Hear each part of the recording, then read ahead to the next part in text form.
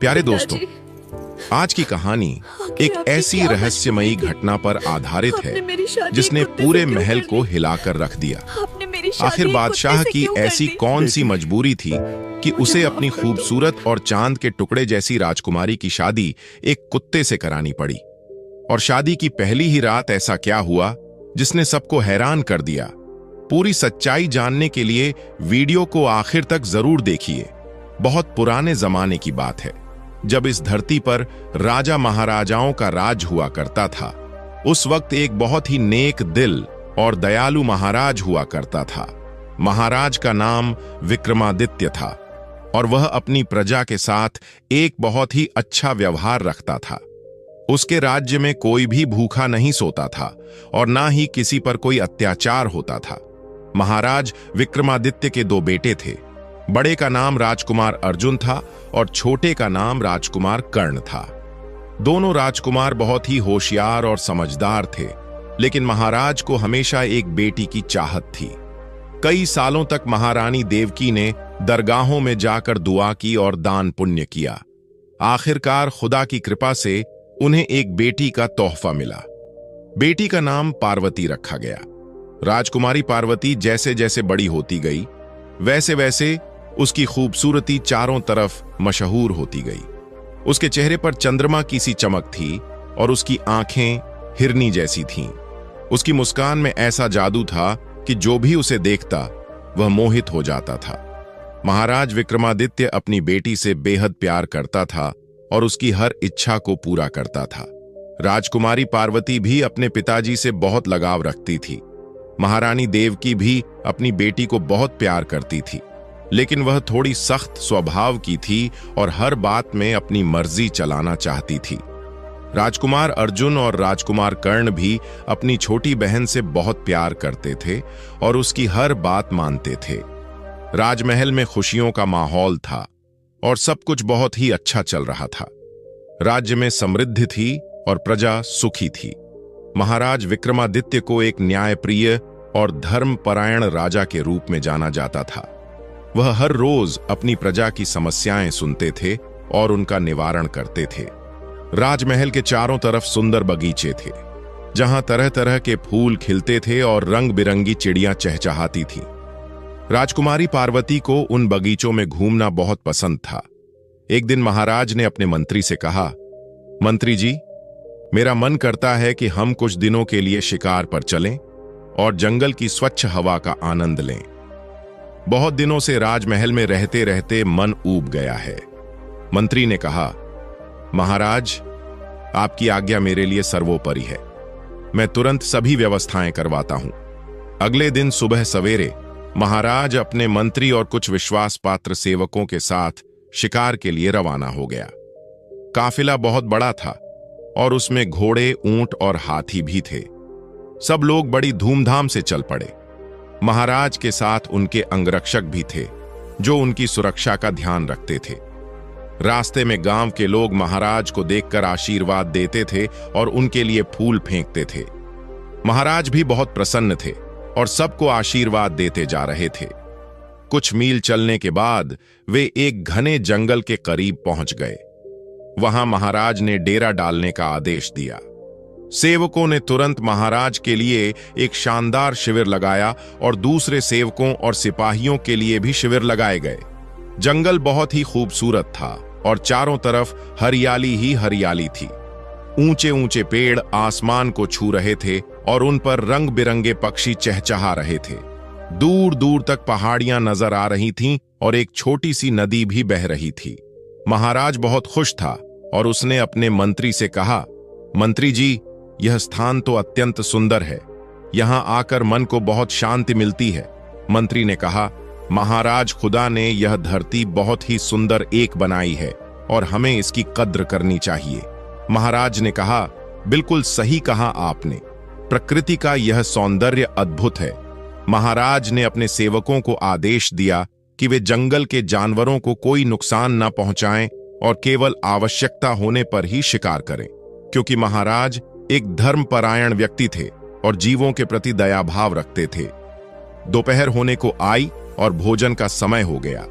सेवकों ने महाराज के लिए दस्तरखान बिछाया और तरह तरह के व्यंजन परोसे गए।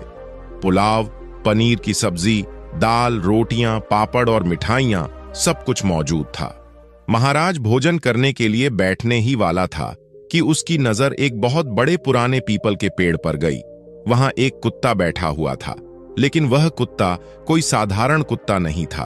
वह बिल्कुल शांत था और बहुत ही ध्यान से महाराज और उसके काफिले को देख रहा था।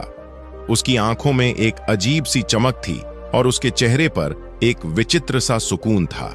महाराज ने उस कुत्ते को देखा तो वह आश्चर्यचकित रह गया। उसने अपने मंत्री से कहा, मंत्री जी, देखो तो उस पेड़ पर एक कुत्ता बैठा है, लेकिन वह कोई साधारण कुत्ता नहीं लगता। उसकी शक्ल और उसका व्यवहार बिल्कुल अलग है। वह तो ऐसे बैठा है जैसे कोई साधु या संत ध्यान में बैठा हो। मंत्री ने भी उस कुत्ते को देखा और कहा, महाराज, आप सही कह रहे हैं, यह कुत्ता वाकई बहुत अलग लगता है। इसमें कुत्तों वाली कोई चंचलता नहीं है, बल्कि एक गंभीरता है। महाराज के मन में उस कुत्ते के लिए एक विचित्र सी सहानुभूति उत्पन्न हो गई। उसने सेवकों से कहा, जाओ और थोड़ा सा भोजन उस कुत्ते के लिए भी ले जाओ, देखते हैं वह क्या करता है। सेवक एक थाली में भोजन लेकर उस पेड़ के पास गए और भोजन वहां रख दिया। कुत्ता पेड़ से नीचे नहीं उतरा, बल्कि वह वहीं बैठा रहा और चुपचाप उस भोजन को देखता रहा। कुछ देर बाद कुत्ते ने पेड़ से नीचे उतरने का निर्णय किया, लेकिन वह सीधा भोजन की तरफ नहीं गया, बल्कि उसने इधर उधर देखा और फिर जमीन पर पड़ी एक टूटी हुई मिट्टी की प्लेट उठाई। उसने पास में पड़े हुए लकड़ी के कोयले के टुकड़े से उस प्लेट पर कुछ लिखा और फिर वह प्लेट महाराज के पास भिजवा दी। महाराज ने जब वह प्लेट देखी तो वह हैरान रह गया। प्लेट पर बहुत ही साफ सुथरी लिखावट में संस्कृत में लिखा हुआ था, हे दयालु महाराज, मैं आपके इस प्रकार के भोजन को यूं ही नहीं खाऊंगा। जैसा व्यवस्थित दस्तरखान आपके लिए बिछाया गया है, वैसा ही दस्तरखान मेरे लिए भी बिछाया जाए, तब मैं भोजन करूंगा। महाराज यह पढ़कर बहुत आश्चर्यचकित हुआ और उसने मंत्री से कहा, मंत्री जी, यह तो बहुत अद्भुत बात है। यह कुत्ता संस्कृत में लिख सकता है और इतनी बुद्धिमानी से बात कर रहा है। यह कोई साधारण कुत्ता नहीं है, अवश्य ही इसके पीछे कोई रहस्य है। मंत्री ने कहा, महाराज, शायद यह कोई मनुष्य हो जो किसी के श्राप से कुत्ता बन गया हो, या फिर यह कोई माया है। महाराज ने कहा, चलो जो भी हो, लेकिन यह कुत्ता बहुत ही विशिष्ट है और मुझे इसका ध्यान रखना चाहिए। उसने सेवकों को आदेश दिया कि जैसा दस्तरखान मेरे लिए बिछाया गया है, बिल्कुल वैसा ही दस्तरखान इस कुत्ते के लिए भी बिछाओ और उस पर वही सारे व्यंजन परोसो जो मेरे दस्तरखान पर हैं। सेवकों ने तुरंत महाराज का आदेश माना और कुत्ते के लिए भी एक शानदार दस्तरखान बिछाया गया और उस पर तरह तरह के व्यंजन सजाए गए। महाराज ने यह भी कहा कि कुत्ते के दस्तरखान पर वही चांदी की थालियां और कटोरियां रखी जाएं जो मेरे लिए रखी गई हैं। कुत्ता पेड़ से नीचे उतर कर आया और उसने बहुत ही शिष्टाचार के साथ भोजन किया। उसने पहले अपने पंजे धोए, फिर आंखें बंद करके प्रार्थना की और फिर भोजन आरंभ किया। उसने भोजन ऐसे किया जैसे कोई शाही खानदान का राजकुमार करता है। उसके खाने का तरीका, उसकी उठने बैठने की अदा, सब कुछ इतना शालीन था कि महाराज उसे देखकर दंग रह गया। भोजन करते समय कुत्ते ने एक भी दाना गिराया नहीं और बहुत ही संयम के साथ सब कुछ खाया। महाराज यह सब देखकर और भी आश्चर्यचकित हो गया और उसने मंत्री से फुसफुसाकर कहा, मंत्री जी देखिए, इसके संस्कार कितने उच्च हैं। यह निश्चित रूप से कोई राजकुमार या ब्राह्मण कुल का व्यक्ति है जो किसी कारणवश इस स्थिति में आ गया है। भोजन समाप्त करने के बाद कुत्ते ने फिर अपने पंजे धोए और कुल्ला किया। फिर उसने हाथ जोड़कर खुदा को धन्यवाद दिया और फिर महाराज की तरफ देखा और अपना सिर झुकाकर कृतज्ञता प्रकट की और फिर से पेड़ के ऊपर चढ़ गया। महाराज ने मंत्री से कहा, मंत्री जी, यह कुत्ता तो सचमुच बहुत विशिष्ट है। इसकी हर क्रिया से लगता है कि यह कोई विद्वान और सुसंस्कृत व्यक्ति है जो किसी विवशता में कुत्ते की देह में है। मंत्री ने कहा, महाराज, मैं भी यही सोच रहा हूं। शायद हमें इसका रहस्य शीघ्र ही पता चल जाएगा। महाराज ने उस दिन अपना भोजन किया और फिर थोड़ा आराम किया। शाम को महाराज शिकार के लिए निकला और उसने कुछ हिरण देखे, लेकिन उसने उन पर तीर नहीं चलाया क्योंकि उसका मन उस कुत्ते के बारे में सोचने में लगा हुआ था। वह सोच रहा था कि आखिर वह कुत्ता कौन है और उसके साथ क्या हुआ होगा। महाराज जब शाम को वापस शिविर में लौटा तो उसने देखा कि वह कुत्ता अभी भी उसी पेड़ पर बैठा है और शांति से सूर्यास्त को देख रहा है। महाराज ने मंत्री से कहा, कल सुबह हम इस कुत्ते से और जानने की कोशिश करेंगे। रात हो गई और सब लोग अपने अपने शिविरों में सो गए, लेकिन महाराज की नींद नहीं आ रही थी। वह बार बार उस कुत्ते के बारे में सोच रहा था। आधी रात को महाराज अपने शिविर से बाहर निकला और उस पेड़ की तरफ देखा तो उसने देखा कि कुत्ता भी जाग रहा है और चांद को देख रहा है। उसकी आंखों में आंसू थे। यह देखकर महाराज का दिल भर आया और उसने मन ही मन प्रण किया कि वह इस कुत्ते की मदद जरूर करेगा। अगली सुबह जब सूरज उगा तो महाराज जल्दी उठ गया और उसने अपनी प्रातःकालीन प्रार्थना की। फिर वह उस पेड़ के पास गया जहां कुत्ता बैठा था। कुत्ते ने महाराज को आते देखा तो वह पेड़ से नीचे उतर आया और महाराज के सामने हाथ जोड़कर खड़ा हो गया। महाराज ने कहा, हे प्राणी, मैं जानता हूं कि तुम कोई साधारण कुत्ता नहीं हो। तुम्हारे व्यवहार और संस्कारों से स्पष्ट है कि तुम किसी उच्च कुल के हो। अगर तुम चाहो तो मुझे अपनी कहानी लिखकर बता सकते हो। मैं तुम्हारी मदद करना चाहता हूं। कुत्ते ने महाराज की बात सुनी और फिर उसकी आंखों में आंसू आ गए। उसने जमीन पर एक लकड़ी से कुछ लिखना शुरू किया, लेकिन बहुत कुछ लिखने में समय लगता, इसलिए महाराज ने सेवकों से कहलवा दिया कि वे कागज और कलम ले आए। कुत्ते को कागज और कलम दिया गया और उसने उस पर लिखा, हे दयालु महाराज, मैं आपका बहुत आभारी हूं। मेरी कहानी बहुत लंबी है और अभी मैं वह सब नहीं लिख सकता। महाराज ने यह पढ़ा तो उसे बहुत दुख हुआ और उसने कहा, तुम्हारी यह स्थिति सचमुच बहुत कठिन है, लेकिन चिंता मत करो। खुदा ने चाहा तो तुम्हारी समस्या का समाधान अवश्य होगा। महाराज ने सोचा कि वह इस कुत्ते को अपने साथ महल ले जाएगा और वहां उसकी देखभाल करेगा, लेकिन उसे यह भी पता था कि महारानी देवकी को यह बात पसंद नहीं आएगी। फिर भी महाराज ने निर्णय लिया कि वह कुत्ते को साथ ले जाएगा। शाम होने लगी और मौसम बदलने लगा। अचानक आकाश पर काले काले बादल छा गए और लगने लगा कि शीघ्र ही वर्षा होने वाली है। महाराज के सेवकों ने तुरंत सारा सामान समेटना शुरू कर दिया और महाराज के शिविर को और भी मजबूत किया। महाराज ने अपने सेवकों से कहा, देखो, उस कुत्ते के लिए भी कुछ व्यवस्था करो, कहीं वह वर्षा में भीग ना जाए। एक सेवक ने बोरे का एक बड़ा सा टुकड़ा उठाया और उस पेड़ के पास जाकर रख दिया जहां कुत्ता बैठा था, लेकिन कुत्ते ने फिर से नीचे उतरकर एक कागज पर कुछ लिखा और वह कागज महाराज के पास भिजवा दिया। महाराज ने पढ़ा, जैसा शानदार शिविर आपके लिए लगाया गया है, वैसा ही शिविर मेरे लिए भी लगाया जाए, तब मैं वर्षा से बचूंगा। महाराज को इस बार क्रोध नहीं आया, बल्कि उसे मुस्कान आ गई और उसने कहा, यह प्राणी तो अपने अधिकार की बात करना जानता है। ठीक है, इसके लिए भी एक अच्छा शिविर लगवा दो। महाराज के आदेश पर सेवकों ने कुत्ते के लिए भी एक सुंदर शिविर लगाया, जो महाराज के शिविर जितना बड़ा तो नहीं था, लेकिन फिर भी बहुत अच्छा था। उसमें एक आरामदायक बिस्तर भी लगाया गया और कुछ फलों का इंतजाम भी किया गया। कुत्ता पेड़ से नीचे उतरा और शिविर के अंदर चला गया। उसने शिविर के अंदर जाकर सबसे पहले हाथ जोड़कर महाराज को प्रणाम किया और फिर आराम से बैठ गया। इतने में वर्षा शुरू हो गई और तेज वर्षा होने लगी। बिजली चमकने लगी और बादल गरजने लगे। पूरी रात वर्षा होती रही और सुबह जाकर वर्षा रुकी। सुबह जब महाराज उठा तो उसने देखा कि कुत्ता अपने शिविर से बाहर निकलकर धूप में बैठा है और बहुत ही शांति से इधर उधर देख रहा है। वह ध्यान की मुद्रा में बैठा था और उसके चेहरे पर एक दिव्य आभा थी।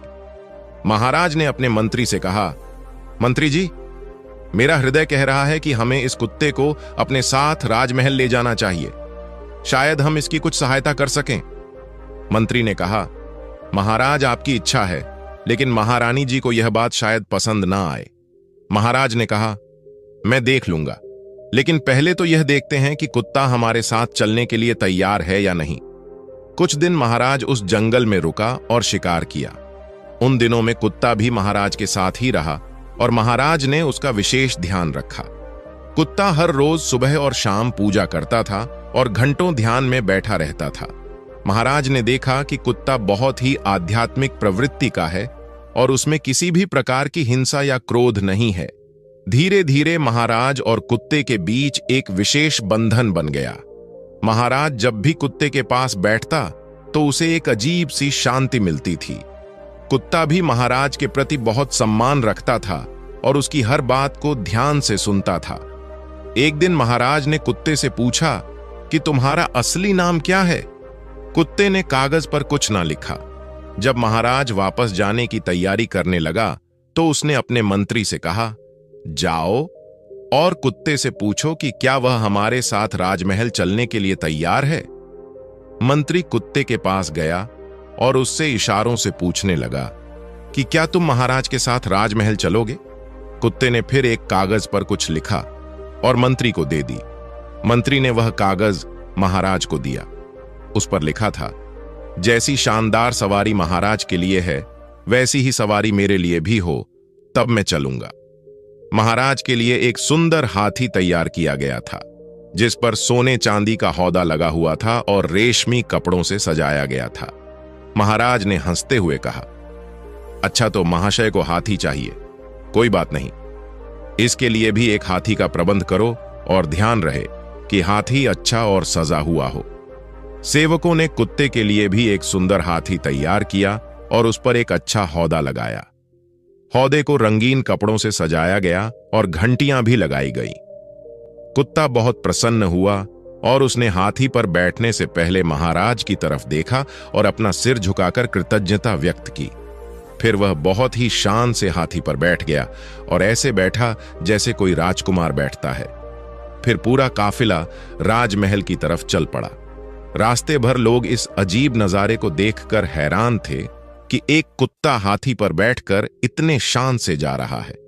कुछ लोग हंस रहे थे तो कुछ लोग आश्चर्य से देख रहे थे, लेकिन कुत्ता बिल्कुल शांत था और किसी की परवाह नहीं कर रहा था। वह बस सीधा बैठा था और सामने देख रहा था। महाराज को इस बात से बहुत खुशी हो रही थी कि उसने एक जरूरतमंद की मदद की है। जब काफिला राजमहल के करीब पहुंचा तो महाराज ने सोचा कि वह कुत्ते को कहां रखेगा। महाराज के पास एक अतिरिक्त छोटा महल था जो राजमहल से थोड़ी दूर पर था और जहां कभी कभार मेहमान ठहराए जाते थे। महाराज ने सोचा कि वह कुत्ते को वहीं रखेगा, लेकिन पहले उसे महारानी देवकी को सब कुछ बताना होगा।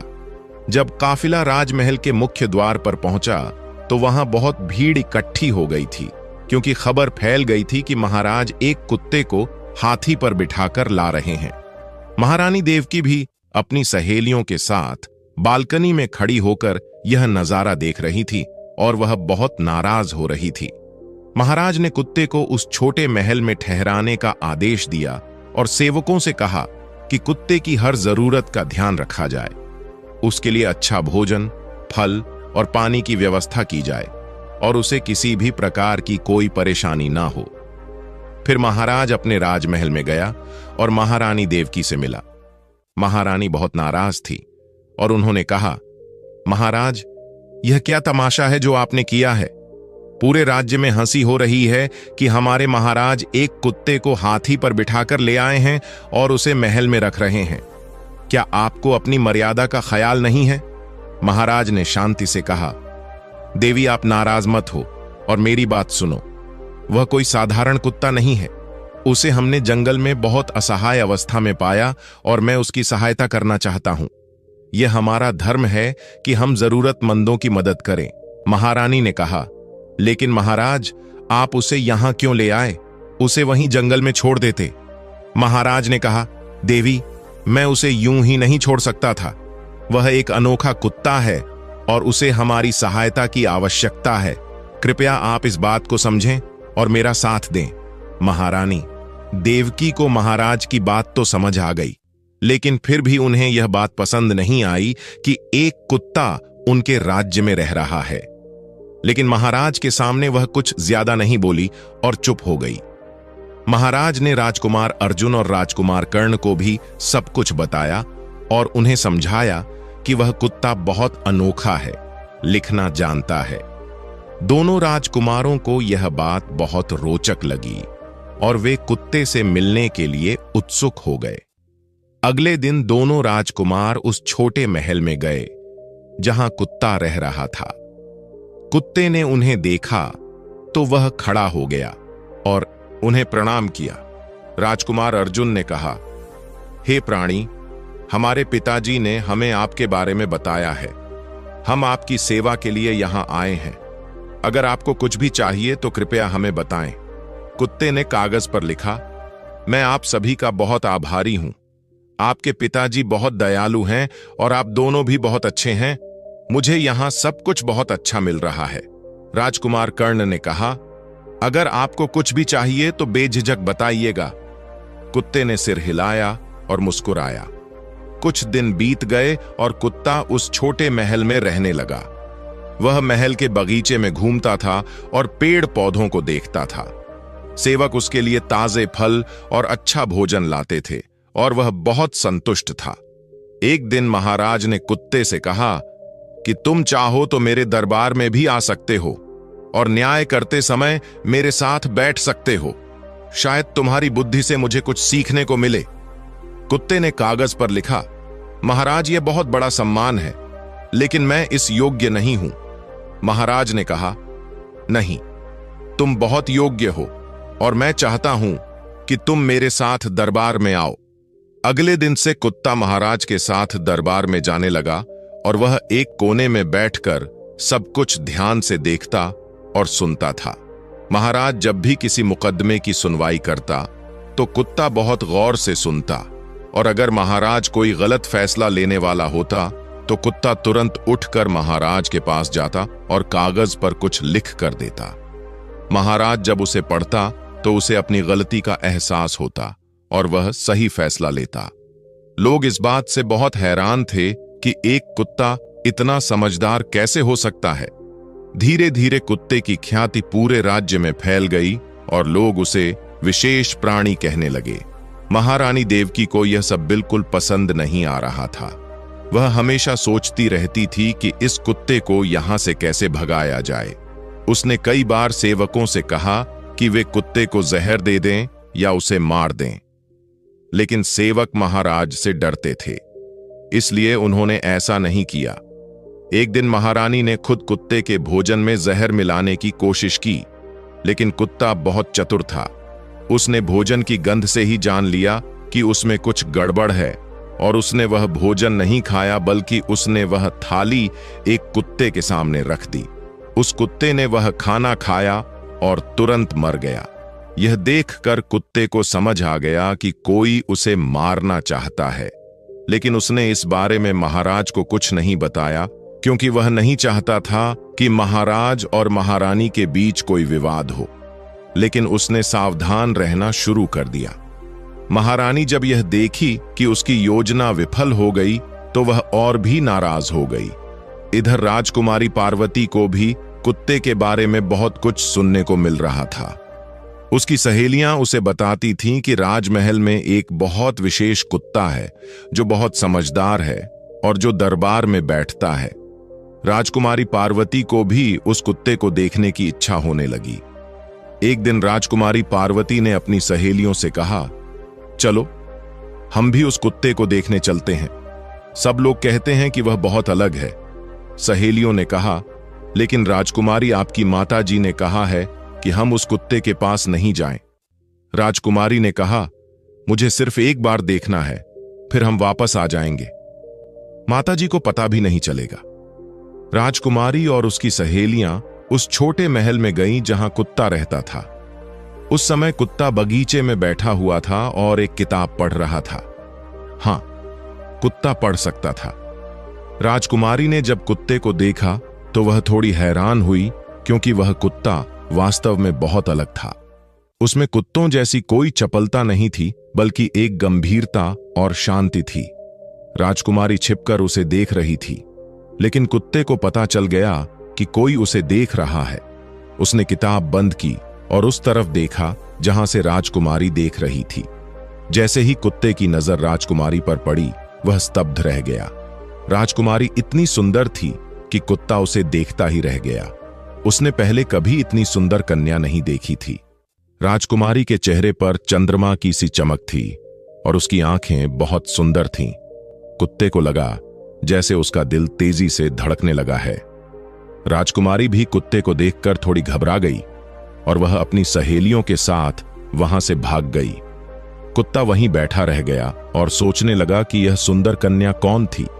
उसने अगले दिन एक सेवक से पूछा तो पता चला कि वह महाराज की बेटी राजकुमारी पार्वती थी। यह जानकर कुत्ते के मन में एक आशा जागी। उसे याद आया कि आर्षि ने कहा था कि अगर कोई कन्या उससे विवाह करने के लिए सहमत हो जाए तो वह अपने असली रूप में लौट सकता है। लेकिन फिर उसने सोचा कि भला कौन सी कन्या एक कुत्ते से विवाह करने के लिए सहमत होगी, वह भी एक राजकुमारी। फिर भी उसके मन में राजकुमारी पार्वती की छवि बसती चली गई और वह हर समय उसी के बारे में सोचने लगा। इधर राजकुमारी पार्वती भी कुत्ते को देखकर थोड़ा प्रभावित हुई थी। उसे लगा कि उस कुत्ते की आंखों में बहुत दुख है और वह कोई साधारण कुत्ता नहीं है। उसने अपनी सहेलियों से कहा, मुझे लगता है कि वह कुत्ता वास्तव में कोई मनुष्य है जो श्राप के कारण कुत्ता बन गया है। सहेलियों ने कहा, हां राजकुमारी, ऐसा ही हो सकता है। कुछ दिन बीत गए और कुत्ते ने हिम्मत करके एक कागज पर राजकुमारी के लिए संदेश लिखा। उसने लिखा, हे सुंदर राजकुमारी, मैं जानता हूं कि मैं केवल एक कुत्ता हूं, लेकिन मेरा हृदय मनुष्य का है। मैं एक राजकुमार था और श्राप के कारण इस रूप में हूं। अगर आप मुझसे विवाह करने के लिए सहमत हो जाएं, तो मैं अपने असली रूप में लौट सकता हूं। मैं जानता हूं कि यह बहुत बड़ी बात है और शायद आप कभी भी ऐसा नहीं करेंगी, लेकिन मैं अपना हृदय आपके सामने रख रहा हूं। उसने यह संदेश एक विश्वास पात्र सेवक के माध्यम से राजकुमारी तक पहुंचाया। राजकुमारी जब उस संदेश को पढ़ा तो वह बहुत हैरान हुई। उसने यह संदेश अपनी सहेलियों को भी दिखाया। सहेलियों ने कहा, राजकुमारी, यह तो बहुत अजीब बात है। एक कुत्ता आपसे विवाह करना चाहता है, यह कैसे संभव है? राजकुमारी ने कहा, लेकिन वह कोई साधारण कुत्ता नहीं है। वह एक राजकुमार है और श्राप के कारण कुत्ता बन गया है। अगर मैं उससे विवाह कर लूं तो वह अपने असली रूप में लौट आएगा। सहेलियों ने कहा, लेकिन राजकुमारी, अगर महारानी जी को पता चला तो वह बहुत नाराज होंगी और महाराज भी शायद यह विवाह नहीं होने देंगे। राजकुमारी ने कहा, मुझे सोचने दो इसके बारे में। राजकुमारी पार्वती एक बहुत दयालु और करुणामयी कन्या थी। उसे हमेशा दूसरों की मदद करने में खुशी मिलती थी।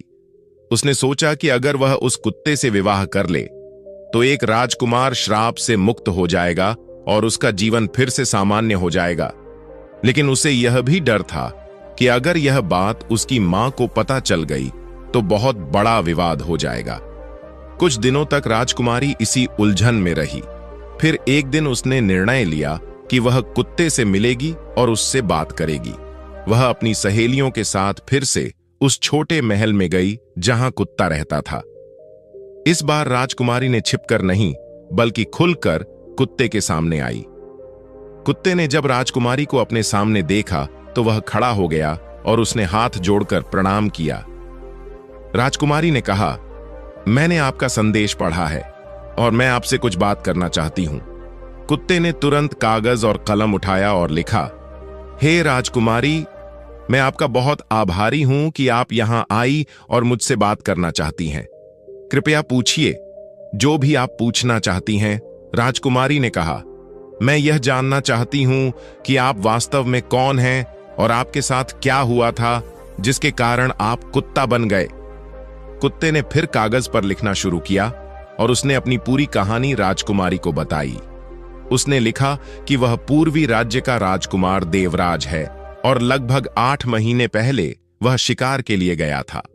उस समय उसने गलती से एक बालक पर तीर चला दिया था जो एक आर्षि का पोता था।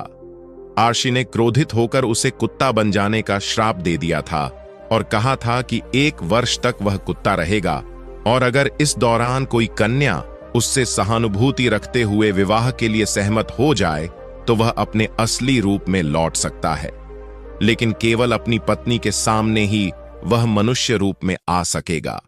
बाकी सबके सामने उसे कुत्ता ही रहना होगा। कुत्ते ने यह भी लिखा कि उसने अपने माता पिता को एक संदेश भिजवाया था कि वह जीवित है और शीघ्र ही लौटेगा।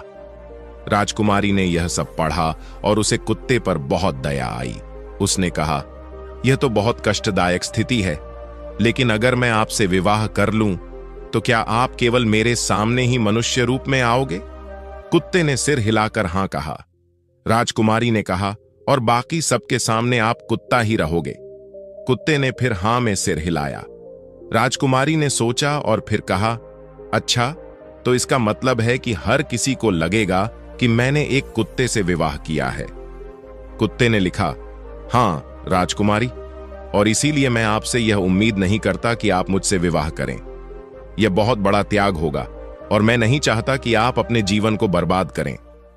राजकुमारी ने कुछ देर सोचा और फिर कहा, लेकिन अगर मैं आपसे विवाह कर लूं तो आप अपने असली रूप में लौट आओगे और फिर एक दिन जब श्राप पूरा हो जाएगा तो आप सबके सामने भी मनुष्य बन जाओगे। कुत्ते ने लिखा, हां राजकुमारी, जब 1 वर्ष पूरा हो जाएगा तो मैं सबके सामने भी अपने असली रूप में आ जाऊंगा, लेकिन अभी 3 महीने और बाकी हैं। राजकुमारी ने निर्णय ले लिया और उसने कहा, अच्छा, मैं आपसे विवाह करने के लिए तैयार हूं, लेकिन आपको मुझसे वादा करना होगा कि आप हमेशा मेरा सम्मान करेंगे और मुझे कभी दुखी नहीं करेंगे। कुत्ते यह सुनकर बहुत प्रसन्न हुआ और उसने तुरंत कागज पर लिखा, हे राजकुमारी, मैं आपको वचन देता हूं कि मैं आपका हमेशा सम्मान करूंगा और आपको कभी भी दुखी नहीं करूंगा। आप मुझ पर बहुत बड़ा उपकार कर रही हैं और मैं जीवन भर आपका आभारी रहूंगा। राजकुमारी ने कहा, अच्छा, तो अब मुझे अपने पिताजी से बात करनी होगी, क्योंकि उनकी अनुमति के बिना यह विवाह नहीं हो सकता। कुत्ते ने कहा, हां राजकुमारी, आप सही कह रही हैं, लेकिन मुझे डर है कि महाराज शायद इस विवाह के लिए सहमत ना हो। राजकुमारी ने कहा, मैं कोशिश करूंगी और देखती हूं कि क्या होता है। राजकुमारी वहां से चली गई और अपने राजमहल में लौट आई। वह सोच रही थी कि अपने पिता से कैसे बात करें। कुछ दिन बीत गए और राजकुमारी ने हिम्मत करके अपने पिता से बात करने का फैसला किया। एक दिन जब महाराज अपने कक्ष में आराम कर रहे थे तो राजकुमारी वहां गई और उनके पैर छुए। महाराज ने प्यार से कहा, आओ बेटी, क्या बात है, तुम बहुत गंभीर लग रही हो। राजकुमारी ने कहा, पिताजी, मुझे आपसे कुछ बहुत महत्वपूर्ण बात करनी है। महाराज ने कहा, हां बेटी, बताओ क्या बात है। राजकुमारी ने गहरी सांस ली और कहा, पिताजी, मैं उस कुत्ते से विवाह करना चाहती हूं जो हमारे छोटे महल में रह रहा है। महाराज यह सुनकर चौंक गए और उन्होंने कहा, क्या तुम ठीक से सोच रही हो बेटी? वह एक कुत्ता है। राजकुमारी ने कहा, पिताजी, वह कोई साधारण कुत्ता नहीं है। वह एक राजकुमार है जो श्राप के कारण कुत्ता बन गया है, और अगर मैं उससे विवाह कर लूं तो वह अपने असली रूप में लौट सकता है। मैं उसकी मदद करना चाहती हूं। महाराज ने कहा, लेकिन बेटी, यह बहुत बड़ा निर्णय है और तुम्हारी माताजी कभी भी इसके लिए सहमत नहीं होंगी। राजकुमारी ने कहा, पिताजी, मैं जानती हूं, लेकिन यह मेरा जीवन है और मैं यह निर्णय ले चुकी हूं। मैं उस राजकुमार की मदद करना चाहती हूं और मुझे विश्वास है कि वह एक अच्छा व्यक्ति है। महाराज ने बहुत देर तक सोचा। वह अपनी बेटी को बहुत प्यार करता था और उसकी खुशी उसके लिए सबसे महत्वपूर्ण थी। उसने देखा कि राजकुमारी ने यह निर्णय बहुत सोच समझ कर लिया है और वह इस बारे में दृढ़ है।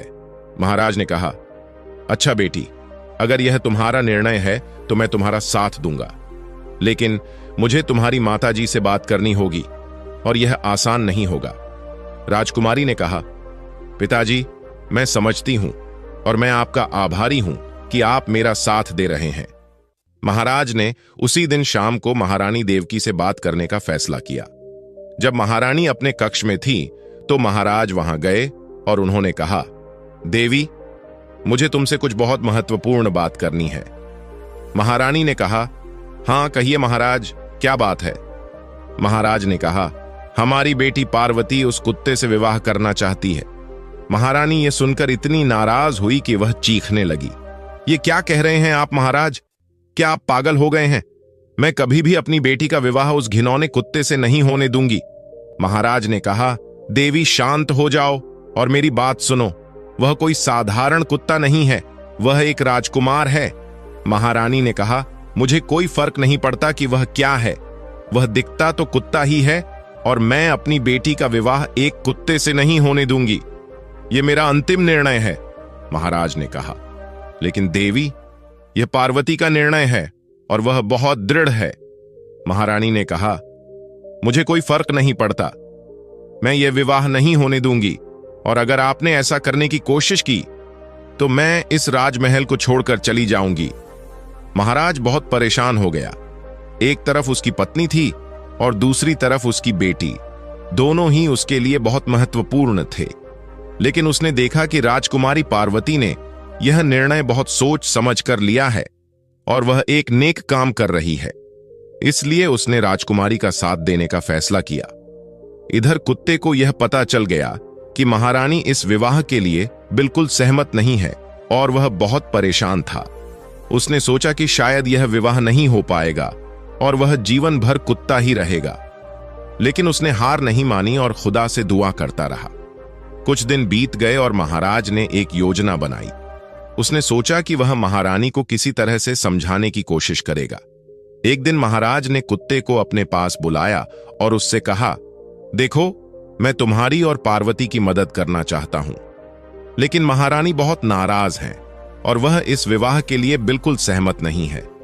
क्या तुम कुछ ऐसा कर सकते हो जिससे महारानी को विश्वास हो जाए कि तुम वास्तव में एक राजकुमार हो? कुत्ते ने सोचा और फिर उसने कागज पर लिखा, महाराज, मैं अपने असली रूप में केवल राजकुमारी के सामने ही आ सकता हूं। यह श्राप की शर्त है, लेकिन मैं कुछ और कर सकता हूं। शायद मैं अपनी विद्वता और कौशल से महारानी को प्रभावित कर सकूं। महाराज ने कहा, ठीक है, तुम कोशिश करो। अगले दिन महाराज ने दरबार में एक विशेष सभा बुलाई और उसमें राज्य के सभी विद्वान पंडित और मंत्री बुलाए गए। महारानी को भी वहां बुलाया गया। महाराज ने कहा, आज हम एक विशेष प्रतियोगिता करेंगे जिसमें हमारे राज्य के सभी विद्वान भाग लेंगे और हम देखेंगे कि सबसे अधिक ज्ञानी कौन है। इस प्रतियोगिता में हमारे अतिथि भी भाग लेंगे। सभी विद्वानों ने सहमति जताई और प्रतियोगिता शुरू हुई। महाराज ने कहा, पहला सवाल यह है कि धर्म क्या है? सभी विद्वानों ने अपने अपने उत्तर दिए, लेकिन कुत्ते ने जो उत्तर लिखकर दिया वह सबसे श्रेष्ठ था। उसने लिखा, धर्म वह है जो सभी प्राणियों के प्रति दया, करुणा और सम्मान सिखाता है।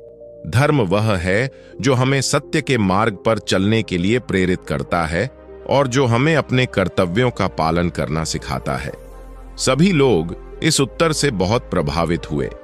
फिर दूसरा सवाल पूछा गया कि एक आदर्श राजा के क्या गुण होने चाहिए। कुत्ते ने फिर से बहुत सुंदर उत्तर लिखा और सभी को प्रभावित किया। ऐसे ही कई सवाल पूछे गए और हर बार कुत्ते का उत्तर सबसे श्रेष्ठ रहा। अंत में सभी विद्वानों ने स्वीकार किया कि कुत्ता उनसे अधिक ज्ञानी है। महारानी भी यह सब देख रही थी और वह थोड़ी प्रभावित हुई, लेकिन फिर भी वह इस विवाह के लिए तैयार नहीं थी। कुछ दिन और बीत गए और महाराज ने देखा कि महारानी अभी भी बहुत नाराज है। एक दिन कुत्ते ने एक साहसी कदम उठाने का फैसला किया। उसने महाराज से मिलने का समय मांगा और जब वह महाराज के पास गया तो उसने एक कागज पर लिखा, महाराज, मैं जानता हूं कि महारानी इस विवाह के लिए सहमत नहीं है, लेकिन मैं राजकुमारी पार्वती से बहुत प्रेम करता हूं और मैं उनके बिना नहीं रह सकता। अगर यह विवाह नहीं हुआ तो मैं अपनी जान दे दूंगा। महाराज यह पढ़कर बहुत चिंतित हो गया। उसने कहा, नहीं, ऐसा मत करो, मैं कुछ उपाय सोचता हूं। कुत्ते ने अपनी कमर से एक छुरा निकाला जो उसने कहीं से उठा लिया था, और उसने महाराज को दिखाया कि अगर यह विवाह नहीं हुआ तो वह आत्महत्या कर लेगा। महाराज बहुत घबरा गया और उसने तुरंत कुत्ते से वह छुरा ले लिया। महाराज ने सोचा कि अब स्थिति बहुत गंभीर हो गई है। उसने महारानी को फिर से बुलाया और कहा, देवी, अब हमें कोई निर्णय लेना होगा। यह कुत्ता कह रहा है कि अगर यह विवाह नहीं हुआ तो वह अपनी जान दे देगा, और हमारी बेटी भी इस विवाह के लिए दृढ़ है। अगर हमने मना किया तो वह भी दुखी होगी। इसीलिए मेरा मानना है कि हमें इस विवाह की अनुमति दे देनी चाहिए। महारानी ने कहा, लेकिन महाराज, लोग क्या कहेंगे कि हमने अपनी बेटी का विवाह एक कुत्ते से कर दिया। महाराज ने कहा, देवी, हमें लोगों की बात से ज्यादा अपनी बेटी की खुशी के बारे में सोचना चाहिए, और वह कुत्ता कोई साधारण नहीं है। वह एक राजकुमार है जो श्राप के कारण इस रूप में है। 3 महीने बाद वह अपने असली रूप में आ जाएगा और फिर सब कुछ ठीक हो जाएगा।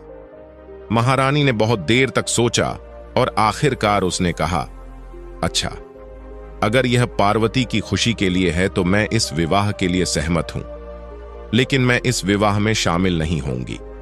महाराज ने कहा, ठीक है देवी, जैसी तुम्हारी मर्जी।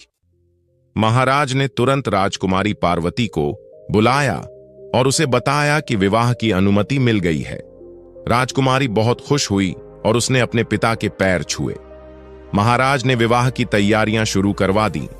विवाह का दिन निश्चित किया गया और पूरे राज्य में इसकी घोषणा कर दी गई। लोग यह सुनकर बहुत हैरान हुए कि राजकुमारी पार्वती का विवाह एक कुत्ते से हो रहा है।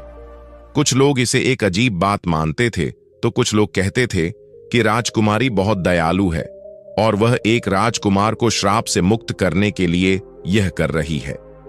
विवाह के दिन राजमहल को बहुत सुंदर ढंग से सजाया गया। फूलों की मालाएं लगाई गईं और दीपक जलाए गए। राजकुमारी पार्वती को बहुत सुंदर वस्त्र और आभूषण पहनाए गए।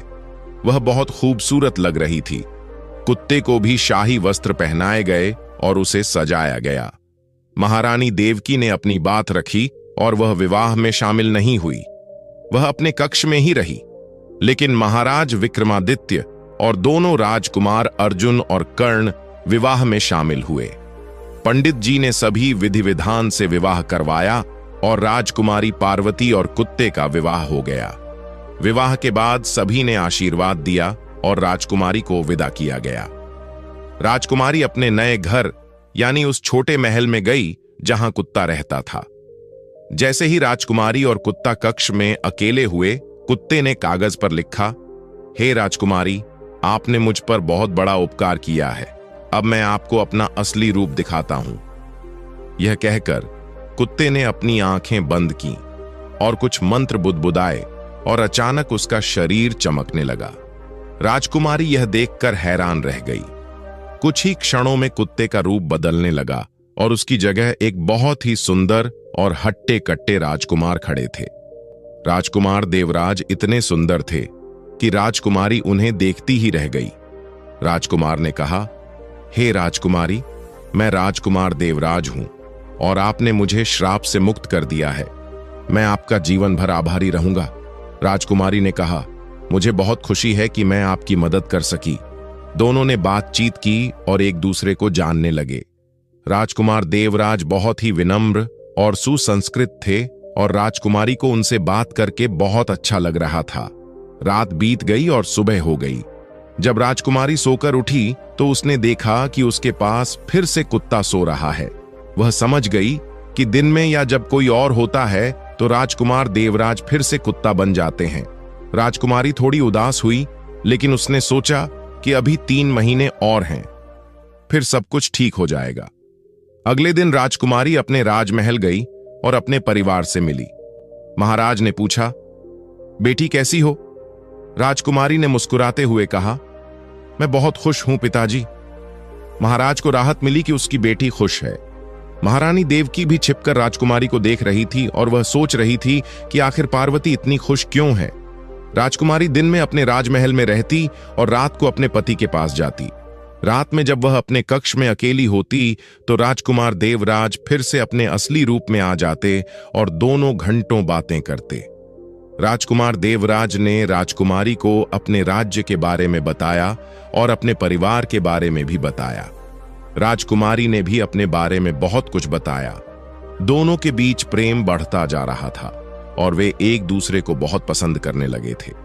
एक दिन राजकुमार ने कहा, हे राजकुमारी, मैं आपसे कुछ कहना चाहता हूं। राजकुमारी ने कहा, हां कहिए। राजकुमार ने कहा, मैं आपसे बहुत प्रेम करने लगा हूं और मैं चाहता हूं कि हम हमेशा साथ रहें। जब यह श्राप पूरा हो जाएगा तो मैं आपको अपने राज्य ले जाऊंगा और हम वहां खुशी से रहेंगे। राजकुमारी ने कहा, मुझे भी आपसे बहुत प्रेम हो गया है और मैं आपके साथ कहीं भी जाने के लिए तैयार हूं। इधर महारानी देवकी को अभी भी शक था कि राजकुमारी इतनी खुश कैसे हैं। एक रात महारानी ने फैसला किया कि वह छिपकर देखेगी कि आखिर उस छोटे महल में क्या हो रहा है।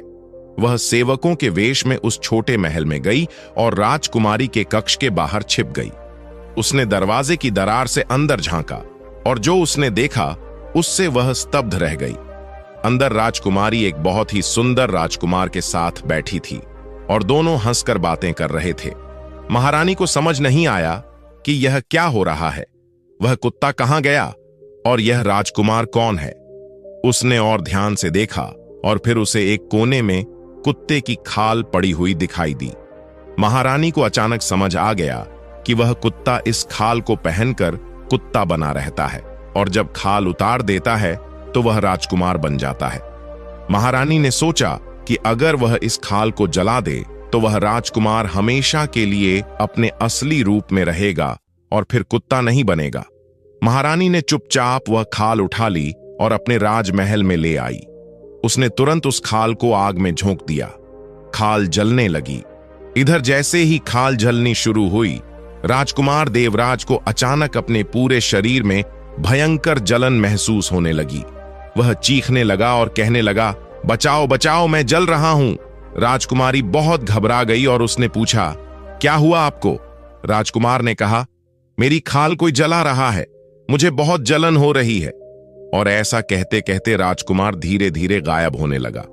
राजकुमारी ने उन्हें पकड़ने की कोशिश की लेकिन वह पूरी तरह से गायब हो गए। राजकुमारी रोने लगी और चिल्लाने लगी। वह बाहर भागी तो उसने देखा कि कुत्ते की खाल भी वहां नहीं है।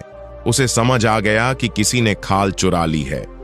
राजकुमारी भागती हुई अपने राजमहल गई और वहां उसने देखा कि उसकी माता ने कुत्ते की खाल को आग में झोंक दिया है। खाल अभी भी जल रही थी। राजकुमारी ने तुरंत उस आग को बुझाने की कोशिश की लेकिन तब तक खाल का बहुत बड़ा हिस्सा जल चुका था। राजकुमारी रो रो कर कहने लगी, माताजी, आपने यह क्या कर दिया? आपने मेरा सुहाग उजाड़ दिया। मेरे पति कहां चले गए? मैं उन्हें कैसे ढूंढूंगी? महारानी को अब एहसास हुआ कि उसने कितनी बड़ी गलती कर दी है। उसने कहा, बेटी मुझे माफ कर दो। मैंने सोचा था कि अगर मैं इस खाल को जला दूं तो वह राजकुमार हमेशा के लिए अपने असली रूप में रह जाएगा। मुझे नहीं पता था कि ऐसा होगा। राजकुमारी ने कहा, माताजी, आपको मुझसे पूछना चाहिए था। मैंने आपसे कहा था ना कि मुझे मेरे हाल पर छोड़ दीजिए। अब आपने सब कुछ बर्बाद कर दिया। राजकुमारी बहुत रोई और बेहोश हो गई। जब महाराज को यह सब पता चला तो वह बहुत दुखी हुआ। उसने तुरंत सेवकों को भेजा कि वे राजकुमार देवराज को ढूंढे, लेकिन कहीं से भी कोई पता नहीं चला। राजकुमार पूरी तरह से गायब हो गए थे। कई दिन बीत गए और राजकुमारी बहुत उदास रहने लगी। वह खाना पीना छोड़कर रोती रहती थी। महाराज और महारानी दोनों बहुत चिंतित थे। एक दिन राजकुमारी ने निर्णय लिया कि वह अपने पति को ढूंढने के लिए निकलेगी। उसने अपने पिता से कहा, पिताजी, मैं अपने पति को ढूंढने के लिए जा रही हूं। मैं उन्हें ढूंढ कर ही रहूंगी। महाराज ने कहा, लेकिन बेटी, यह बहुत खतरनाक है। तुम अकेली कैसे जाओगी? राजकुमारी ने कहा, पिताजी, मुझे जाना होगा। मैं अपने पति के बिना नहीं रह सकती। महाराज ने बहुत समझाने की कोशिश की लेकिन राजकुमारी नहीं मानी। आखिरकार महाराज ने उसे जाने की अनुमति दे दी और कुछ विश्वास पात्र सेवकों को उसके साथ भेजा। राजकुमारी ने साधु के वेश में कपड़े पहने और अपने पति की तलाश में निकल पड़ी। वह गांव गांव जंगल जंगल भटकती रही। हर जगह उसने राजकुमार देवराज के बारे में पूछा, लेकिन कहीं से भी कोई जानकारी नहीं मिली। महीनों बीत गए और राजकुमारी की हालत खराब होती जा रही थी। उसके पैरों में छाले पड़ गए थे और उसका रंग रूप बदल गया था, लेकिन फिर भी उसने हार नहीं मानी और वह अपने पति को ढूंढती रही। एक दिन वह एक घने जंगल में पहुंची और थककर एक बड़े पीपल के पेड़ के नीचे बैठ गई। रात हो गई थी और वह वहीं सो गई। उस पेड़ पर दो पक्षी बैठे थे, एक नर पक्षी और एक मादा पक्षी। वे आपस में बातें कर रहे थे। राजकुमारी की नींद खुल गई और उसने उनकी बातें सुनना शुरू किया। मादा पक्षी ने कहा, क्या बात है, तुम आज बहुत उदास लग रहे हो। नर पक्षी ने कहा, हां, मैं बहुत परेशान हूं। यहां से कुछ 100 मील दूर पश्चिम दिशा में एक राज्य है। वहां के राजकुमार की हालत बहुत खराब है। मादा पक्षी ने पूछा, क्या हुआ उसे? नर पक्षी ने कहा, किसी ने उसकी जादुई खाल को जला दिया था, जिसके कारण उसका पूरा शरीर जल गया है और उस पर बड़े बड़े घाव हो गए हैं। वह बहुत दर्द में है और कोई भी वैद्य उसका इलाज नहीं कर पा रहा है। राजकुमार ना तो खा पा रहा है और ना ही सो पा रहा है। मादा पक्षी ने पूछा, क्या उसके इलाज का कोई उपाय नहीं है? नर पक्षी ने कहा है, एक उपाय। अगर कोई हमारी बीट इकट्ठी कर ले और उसे चंदन के साथ पीसकर 40 दिन तक रोज सुबह और शाम राजकुमार के घावों पर लगाए तो उसके सारे घाव भर जाएंगे और वह ठीक हो जाएगा। लेकिन ऐसा कौन करेगा? मादा पक्षी ने कहा, यह तो बहुत दुख की बात है। काश कोई उस राजकुमार की मदद कर पाता। राजकुमारी यह सब सुनकर समझ गई कि यह उसके पति राजकुमार देवराज के बारे में बात हो रही है। उसने तुरंत निर्णय लिया कि वह उन पक्षियों की बीट इकट्ठी करेगी और अपने पति का इलाज करेगी। सुबह होते ही पक्षी उड़ गए, लेकिन राजकुमारी ने उनकी सारी बीट इकट्ठी कर ली जो पेड़ के नीचे गिरी थी। राजकुमारी ने पश्चिम दिशा की ओर चलना शुरू किया। कई दिनों तक वह चलती रही और आखिरकार वह एक बहुत सुंदर राज्य में पहुंची। वहां के लोग बहुत उदास थे। राजकुमारी ने एक व्यक्ति से पूछा कि यहां के लोग इतने उदास क्यों हैं? उस व्यक्ति ने कहा, हमारे राजकुमार की हालत बहुत खराब है। उन्हें किसी ने जला दिया था और अब उनके पूरे शरीर पर घाव हैं। कोई भी वैद्य उनका इलाज नहीं कर पा रहा है। राजकुमारी को विश्वास हो गया कि यही वह राज्य है जहां उसके पति हैं। उसने वैद्य का वेश धारण किया और बाजार से चंदन और दूसरी आवश्यक चीजें खरीदी। फिर वह सीधे राजमहल गई और पहरेदार से कहा कि मैं हिमालय से आया एक वैद्य हूं और मैं राजकुमार का इलाज कर सकता हूं। पहरेदार ने यह बात तुरंत राजा को बताई। राजा ने कहा, उसे तुरंत अंदर बुलाओ। राजकुमारी अंदर गई और राजा के सामने झुककर प्रणाम किया। राजा ने कहा, तुम सच में मेरे बेटे का इलाज कर सकते हो। कई वैद्य आए, लेकिन कोई भी उसका इलाज नहीं कर पाया। राजकुमारी ने कहा, महाराज, मैं आपके पुत्र का इलाज कर सकता हूं, लेकिन मुझे 40 दिन का समय चाहिए और इन 40 दिनों में मुझे राजकुमार के साथ वाला कक्ष चाहिए ताकि मैं दिन रात उनकी देखभाल कर सकूं। राजा ने कहा, अगर तुम मेरे बेटे को ठीक कर दोगे तो मैं तुम्हें बहुत बड़ा इनाम दूंगा, लेकिन अगर 40 दिन में वह ठीक नहीं हुआ तो तुम्हें मृत्यु दंड दिया जाएगा। राजकुमारी ने कहा, मुझे मंजूर है। राजकुमारी को राजकुमार के कक्ष के पास वाला कमरा दे दिया गया। राजकुमारी ने पहले राजकुमार को देखा तो उसका दिल टूट गया।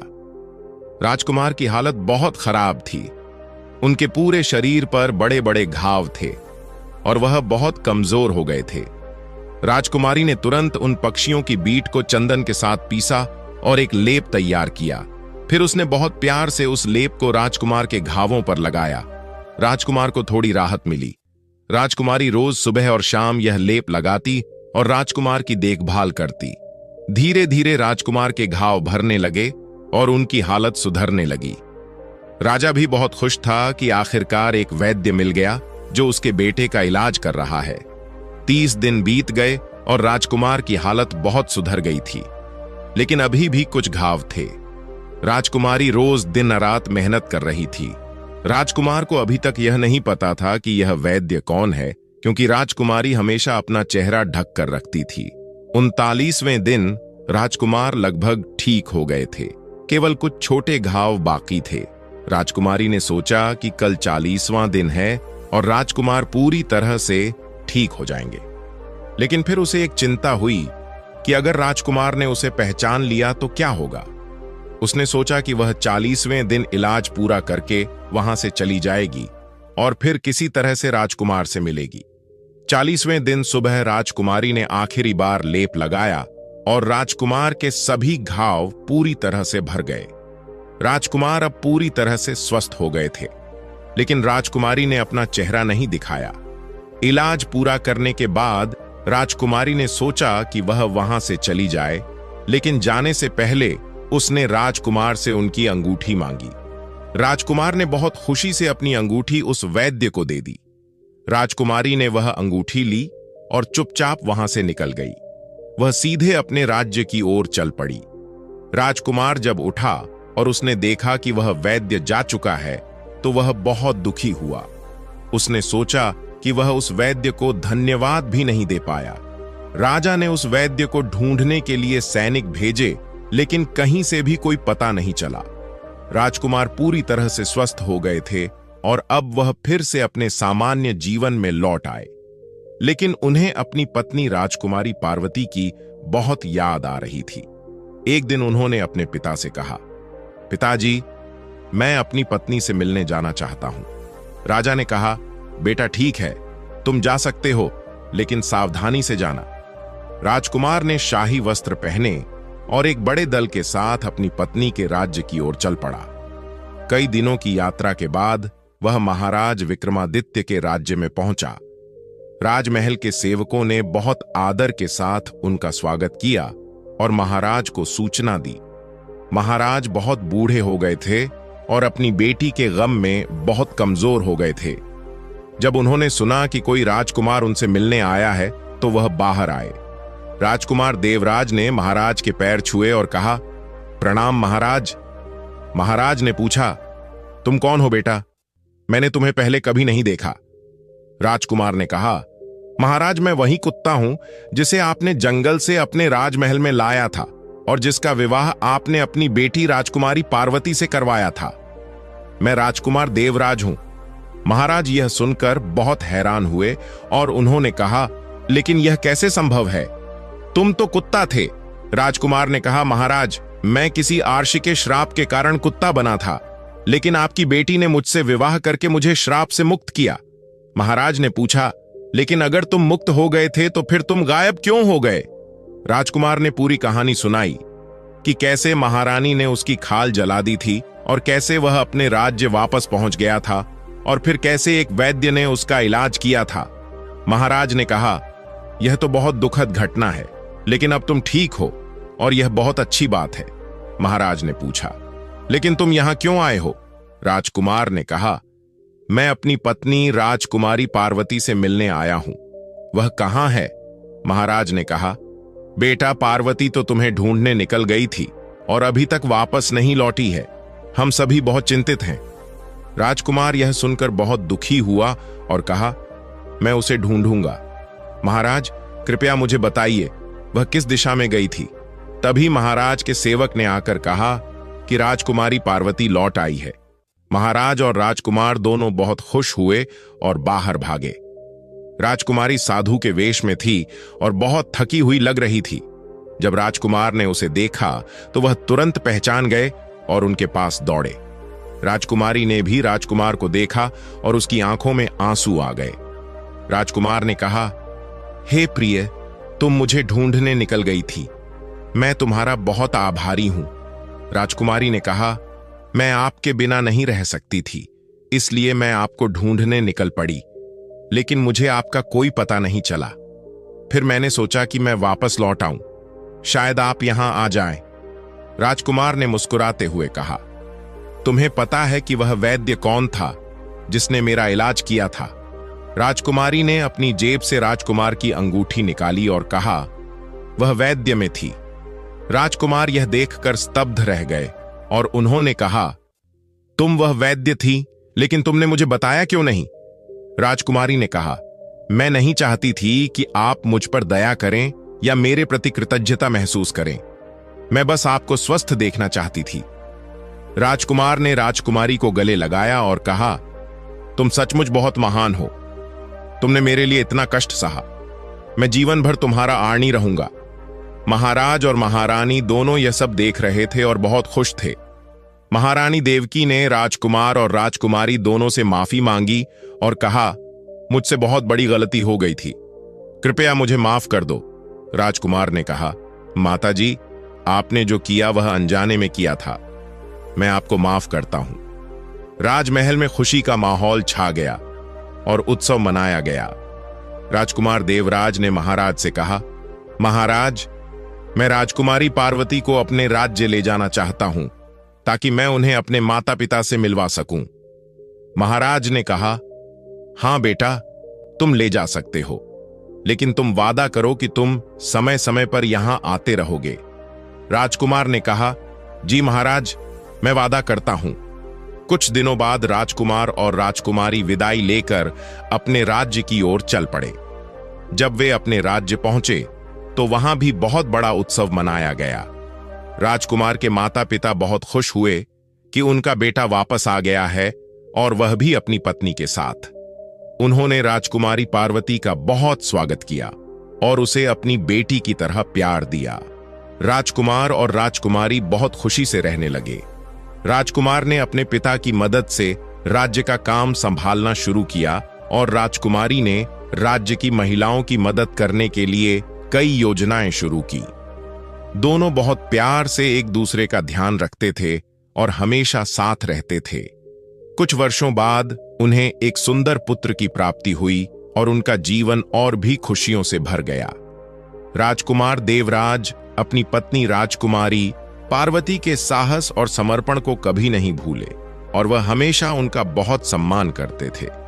राजकुमारी भी अपने पति से बहुत प्रेम करती थी और उनके साथ जीवन बिताकर बहुत खुश थी।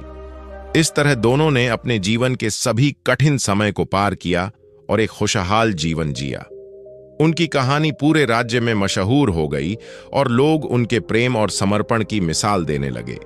राजकुमार देवराज ने अपने वादे के अनुसार समय समय पर अपने ससुर महाराज विक्रमादित्य से मिलने जाते थे और उनकी सेवा करते थे। महाराज विक्रमादित्य भी अपनी बेटी और दामाद को देखकर बहुत खुश होते थे और उन्हें आशीर्वाद देते थे। कई साल बीत गए और राजकुमार देवराज के पिता ने अपना राज्य अपने बेटे को सौंप दिया। राजकुमार देवराज एक बहुत अच्छे और न्यायप्रिय राजा बने और उन्होंने अपनी प्रजा का बहुत ध्यान रखा। राजकुमारी पार्वती भी एक आदर्श रानी बनी और उन्होंने राज्य की महिलाओं और बच्चों के लिए बहुत काम किया। दोनों के बेटे ने भी बड़े होकर अपने माता पिता के नक्शे कदम पर चलने का प्रण लिया और वह भी एक अच्छा और धर्मपरायण व्यक्ति बना। उन्होंने अपने बेटे को वही संस्कार दिए जो उन्हें अपने माता पिता से मिले थे। राजकुमार देवराज और राजकुमारी पार्वती की कहानी एक प्रेरणा बन गई कि कैसे सच्चा प्रेम और समर्पण सभी कठिनाइयों को पार कर सकता है और कैसे धैर्य और साहस से हर समस्या का समाधान मिल सकता है। उनकी कहानी पीढ़ी दर पीढ़ी सुनाई जाती रही और लोग उनसे प्रेरणा लेते रहे। सब खुशी खुशी जिंदगी बसर करने लगे। दोस्तों, अगर आपको हमारी कहानी जरा सी भी अच्छी लगी हो तो प्लीज एक लाइक जरूर कर दीजिएगा। आपका छोटा सा लाइक हमारी मेहनत को आगे बढ़ाने का सबसे बड़ा हौसला बनता है। और अगर आप पहली बार हमारे चैनल पर आए हैं तो प्लीज चैनल को सब्सक्राइब करके बेल आइकॉन भी दबा दीजिएगा ताकि हमारी अगली नई और दिल छू लेने वाली कहानी सबसे पहले आप तक पहुंचे। आपके लाइक, कमेंट और सब्सक्रिप्शन से ही हमें नई नई कहानियां बनाने की प्रेरणा मिलती है। हमें बहुत खुशी होती है कि आप सभी लोग हमारी कहानियों को इतना प्यार और सम्मान देते हैं। आपका हर एक सपोर्ट हमारे लिए बेहद कीमती है, इसलिए यूं ही हमारा साथ बनाए रखिएगा। दिल से शुक्रिया कि आपने अपना कीमती समय निकालकर हमारी कहानी सुनी। हम जल्द ही एक और खूबसूरत कहानी लेकर आएंगे। तब तक अपने और अपनों का ख्याल रखिएगा। अल्लाह हाफिज।